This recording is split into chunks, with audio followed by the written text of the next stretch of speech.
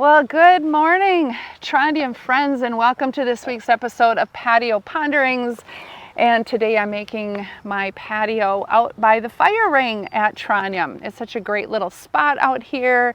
Got the field and the woods behind me, play areas around me. Great day to spend, or great place to spend a little time on this beautiful day. And the fire ring has a connection to what I have been thinking about this week. And that is the story we heard 2 Sundays ago in worship, and that is the Pentecost story. This story of the amazing showing up of the Holy Spirit for the early church and the early disciples. And that's what the Holy Spirit is. She is the presence of God in our world, in our lives, and within us. And that connects then to what I've been thinking about. And actually what I've been wondering about is a question that one of my confirmation students asked me a few months ago. And the question was posed something like this. I read the Bible, I say my prayers, but I really don't feel like I experience God in that. So I thought about the presence of God, the presence of the Holy Spirit in our lives, which is just one of many ways to experience God. And the Pentecost story helps me to think about that, and I'll tell you the answer I gave that person a few weeks ago. So let's read the first few verses of this Pentecost story. So when Pentecost Day arrived, they were all together in one place. Suddenly a sound from heaven, like the howling of a fierce wind, filled the entire house where they were sitting.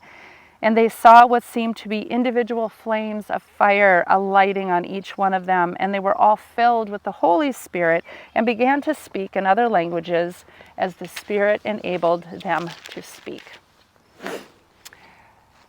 So in this short little passage, I just read 4 verses. In this short little passage, there are actually 3 different images, 3 different ways that the Holy Spirit is showing up in this story. So in the original languages of the Bible, the word for spirit is also the same word for wind and breath. And wind and breath are 2 of the ways the Holy Spirit is showing up here. First, in this howling wind that everybody experiences, but then in the breath, they are speaking in different languages, and so that breath is part of this experience of the Holy Spirit.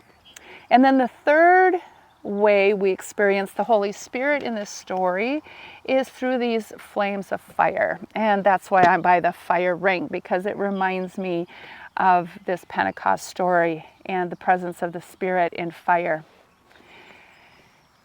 And we can go through other parts of the Bible. If we look back to the baptism stories, we encounter the Holy Spirit as a dove, and we encounter the Holy Spirit in the form of water. So outside of this story, how the Holy Spirit shows up just keeps expanding. So that helps me think about how we experience God in and through the Holy Spirit. We may think that, well, we're supposed to do it in this way or that way. We're supposed to do it in prayer. We're supposed to do it in Bible reading.